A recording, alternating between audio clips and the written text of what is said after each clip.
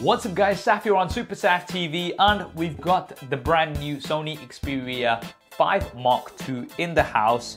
We covered the Xperia 1 Mark II, which I also have here a couple of months ago. So we'll get this unboxed, but we'll also do a bit of a hands-on comparison to the Xperia 1 Mark II because there's a lot that's similar, but there's also lots that's different. The box is actually quite similar. We've got some of the key features here at the back, and here it is.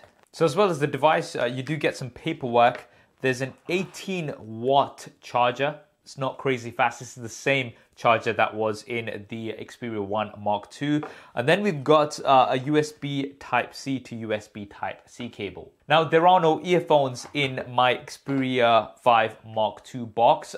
This might be different depending on your region, but my Xperia 1 Mark II did come with earphones out of the box. Right, now let's get this device out of its little bag. And wow, first impressions, this thing is so compact. It's definitely one of the most compact smartphones that I've held recently. Let's of course get rid of the screen protector right away.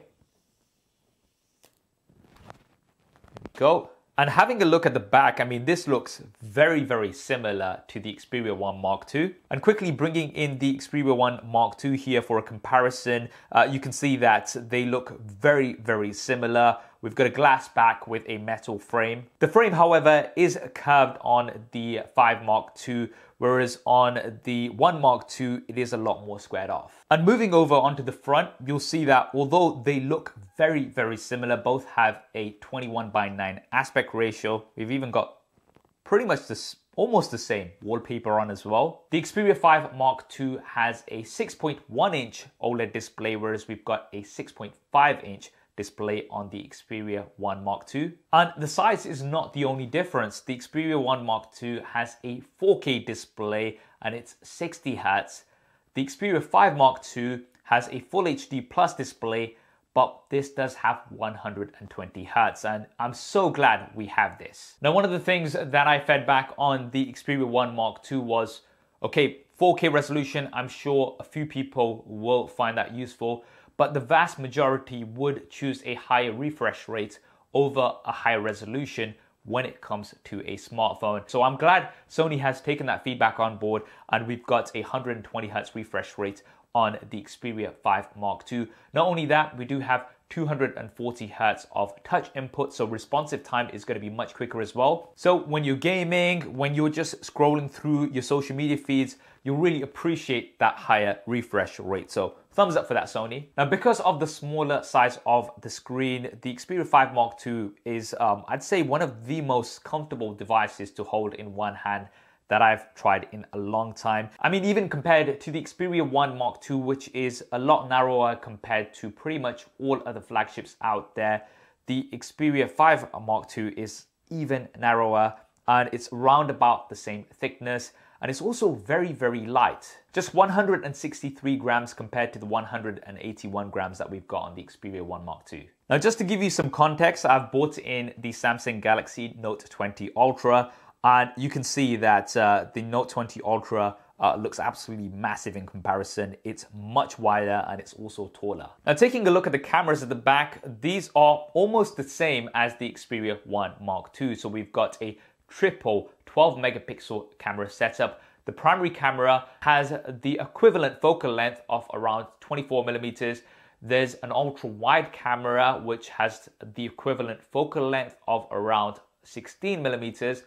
And then we've got the telephoto camera, which has the equivalent focal length of around 70 millimeters. So that's roughly around, I'd say around 2.8 times zoom. But one of the things that's missing here that we had on the Xperia 1 Mark II is the 3D time of flight sensor. So this is not here.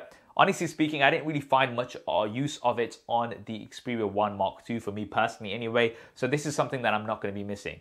There's also the same 8 megapixel front-facing camera, but really what makes the Xperia photography and videography experience unique is the Photo Pro and Cinema Pro apps, which give you lots and lots of control over your images and video, everything from shutter speed to ISO, as well as having lots of different looks.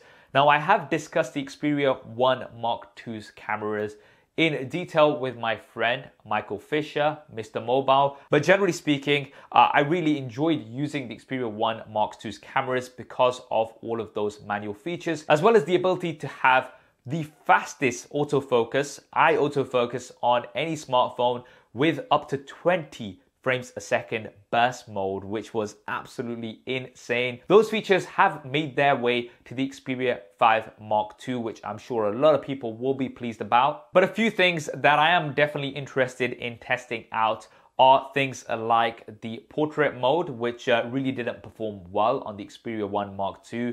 The selfie camera, again, something that was a weak point, as well as things like a dedicated night mode to get great low light photography. Now, these are things that I will be testing out, but I'm going to be real with you. I'm not going to have time to do a detailed SuperSAF style camera comparison of the Xperia 5 Mark II, just because I have so much other stuff to do right now. However, I will be posting some sample images on my Twitter and Instagram, so do go ahead and follow me on there. I am at SuperSAF. Now, one new video feature that Sony have talked about is 4K HDR at 120 frames a second, which I believe is the first on any smartphone, and I cannot wait to test this out.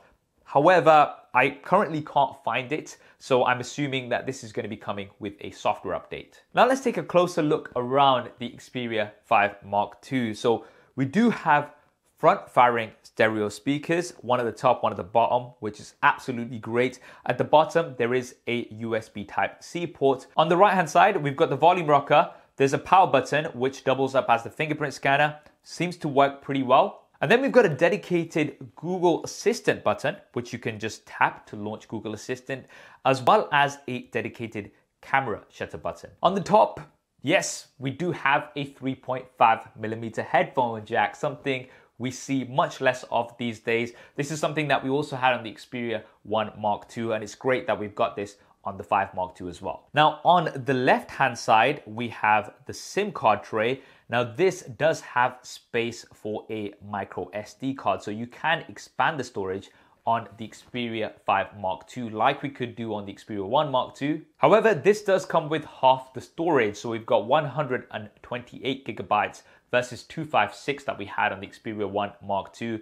8 gigabytes of RAM with the Qualcomm Snapdragon 865 chipset. So we don't have the Plus, however, the 865 is more than capable. And we also do have 5G. Now, I'm not sure if it's going to be different in different regions, but here in the UK, this does come with 5G out of the box. Now, for software, we do get Android 10 out of the box with Sony's skin. Sony's skin is something that I do like. It's quite minimal and it's quite close to stock Android, with some additional features such as multi-window, which definitely does help on this very narrow 21:9 aspect ratio. So for example, you can have a video playing here at the top, and on the bottom, you could be browsing the internet or scrolling through Twitter or whatever that is. Now, we also do have Side Sense, which you can activate by tapping here on the side twice. And this will give you lots of shortcuts, which will once again go towards that ease of use with one hand.